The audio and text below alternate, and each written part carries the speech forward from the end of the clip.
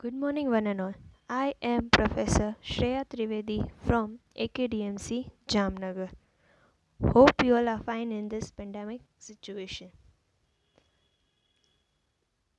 આ foundation course in English 4નો lecture છે, એટલે કે SYBA સેમ 4 કમ્પલસરી ઇંગ્લિશ. જે લોકોએ કમ્પલસરી ઇંગ્લિશ રાખેલું છે એ લોકો માટેનો આ લેક્ચર છે. જે લોકોએ મેઇન ઇંગ્લિશ રાખેલું છે એ લોકોને પણ આ ભણવું કમ્પલસરી છે, કારણ કે જેને મેઇન ઇંગ્લિશ હશે એને કમ્પલસરી ઇંગ્લિશ હશે જ. આ બીજો કે ત્રીજો લેક્ચર છે આપણો, કે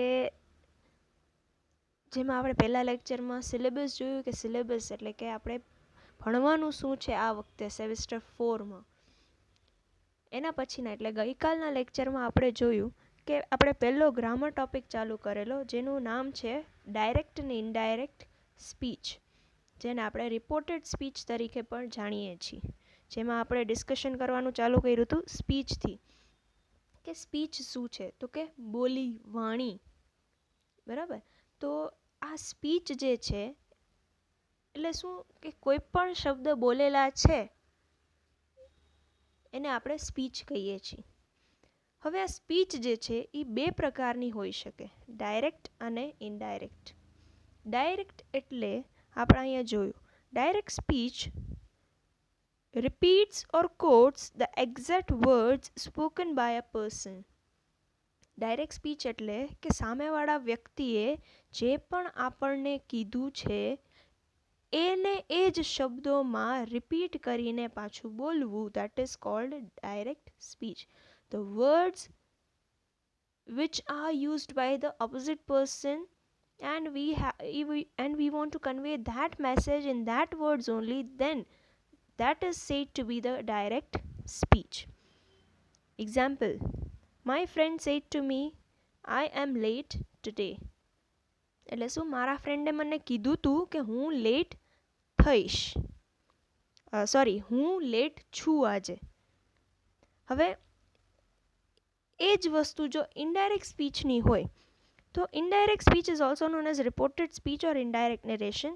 In grammar, when you report someone else's statement in your own words without changing in the meaning of a statement, it is called the indirect speech. હવે ઇનડાયરેક્ટ સ્પીચ એટલે શું? ઇનડાયરેક્ટ સ્પીચ એટલે કે જે સામેવાળા વ્યક્તિએ જે કીધું છે, શબ્દો ફેરવીને પણ મીનિંગ એ નહીં રાખીને તમે જો બોલો છો, that is called indirect speech.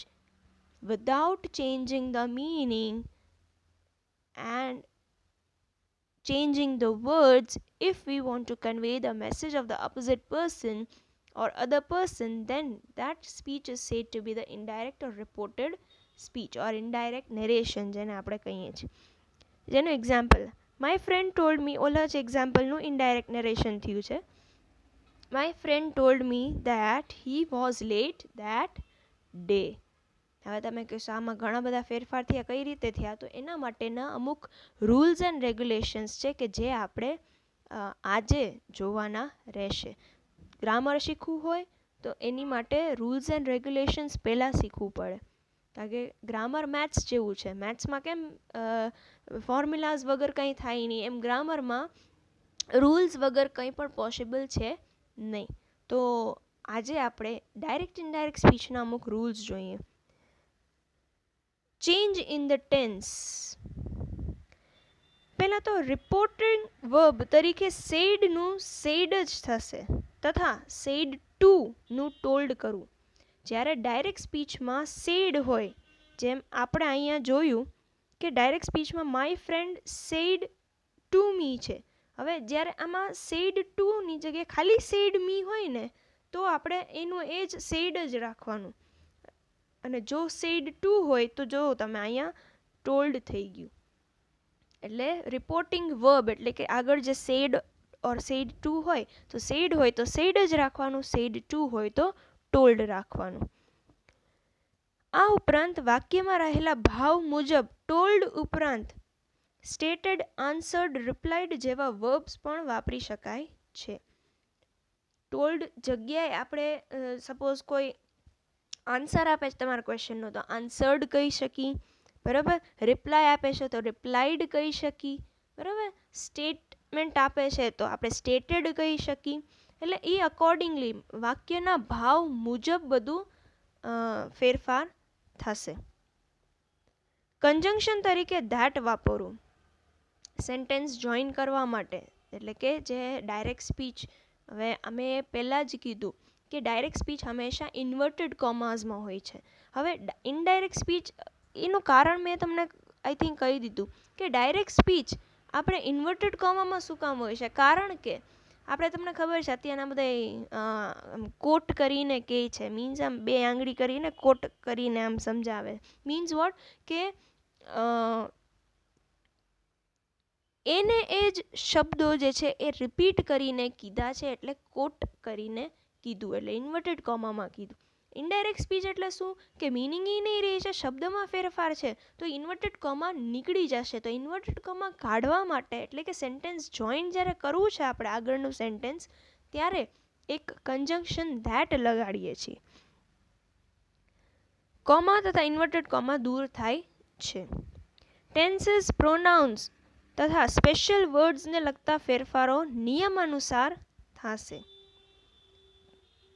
કે ટેન્સ જે છે, અમુક સ્પેશિયલ વર્ડ્સ જે છે, સ્પેશિયલ વર્ડ્સ એટલે સપોઝ એમ કે ટુડે છે તો ટુડેનું ધેટ ડે થાય, એવી રીતના સ્પેશિયલ વર્ડ્સ છે જે આપણે આગળ ભણશું, તો એ આપણે અકોર્ડિંગલી કરીશું, કે જે રૂલ હશે એ પ્રમાણે કરવાનું રહેશે. હવે ટેન્સીસ, જ્યારે રિપોર્ટિંગ વર્બ ભૂતકાળમાં હોય ત્યારે રિપોર્ટિંગ સ્પીચની અંદર વર્બ ફોર્મમાં નીચે મુજબ ફેરફાર થાય છે. આપણે જોયું કે ઇનડાયરેક્ટ સ્પીચ હંમેશા પાસ્ટ ટેન્સમાં હોય છે. શું કામ, તો કે ઓલરેડી એ વસ્તુ બોલાઈ ગઈ છે, એ વસ્તુ આપણે રિપીટ કરીએ છીએ ખાલી, તો એ ઓલરેડી થઈ ચૂકી છે, એટલે એ ઓલરેડી પાસ્ટ ટેન્સમાં હશે આપણે સેન્ટેન્સ. તો એ ટેન્સમાં કઈ રીતે ફેરફાર કરવો એના વિશે આપણે જાણીશું. આ અમુક ટેન્સના રૂલ્સ છે કે ડાયરેક્ટ સ્પીચમાં જો સિમ્પલ પ્રેઝન્ટ ટેન્સ હોય તો ઇનડાયરેક્ટ સ્પીચમાં સિમ્પલ પાસ્ટ ટેન્સ થઈ જાય. પ્રેઝન્ટ કન્ટિન્યુઅસ ટેન્સ હોય તો પાસ્ટ કન્ટિન્યુઅસ થઈ જાય. પરફેક્ટ એટલે પ્રેઝન્ટ પરફેક્ટ ટેન્સ હોય તો પાસ્ટ પરફેક્ટ થઈ જાય. સિમ્પલ પાસ્ટ હોય તો પાસ્ટ પરફેક્ટ, પાસ્ટ કન્ટિન્યુઅસ હોય તો past perfect continuous, past perfect હોય તો કાંઈ પણ ચેન્જ થશે નહીં, જેમ છે એમ જ રહેશે. શેલ ઓર વિલ હોય તો એનું વુડ થઈ જશે, કેનનું કુડ થઈ જશે, મેનું માઇટ થશે, મસ્ટનું હેડ ટુ થશે, ડુ ઓર ડઝનું ડીડ થશે. આ આપણે અમુક ફેરફાર જોવાના રહેશે સેન્ટેન્સમાં. બરાબર, સપોઝ આગળનું સેન્ટેન્સ આપણે જે જોયું, my friend said to me I am late today. Today એટલે present tense, simple present tense છે, તો એને આપણે કન્વર્ટ કેમાં કરવાનું, સિમ્પલ પાસ્ટમાં.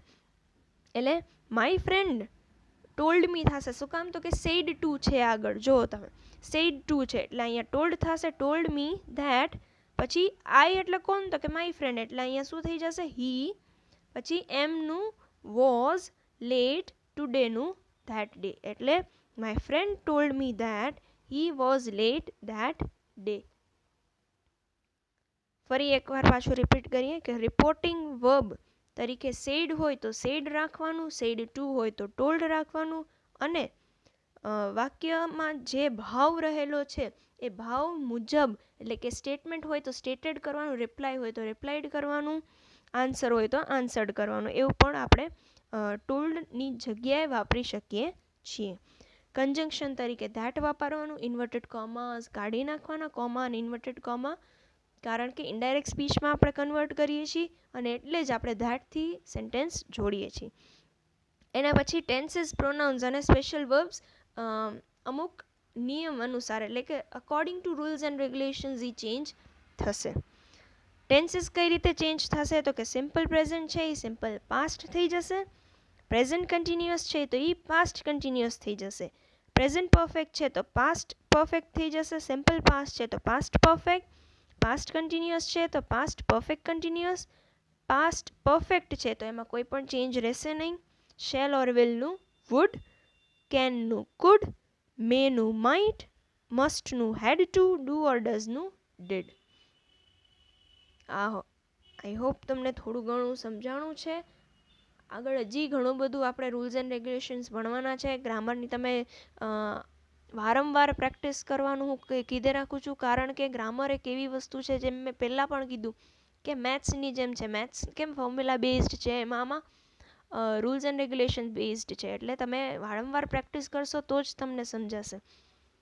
અને જો ગ્રામરનો બેઝ જ ક્લિયર ના હોય તો તમને કંઈ સમજાશે નહીં. એટલે જે છે એ ધ્યાનથી સાંભળો, પ્રેક્ટિસ કરો, જેથી કરીને તમને વધુ સારું આવડી જાય. જેને આવડે છે એ વધારે પ્રેક્ટિસ કરો, જેને નથી આવડતું એ પ્રેક્ટિસ કરો કે તમને થોડું ઘણું આવડી જાય.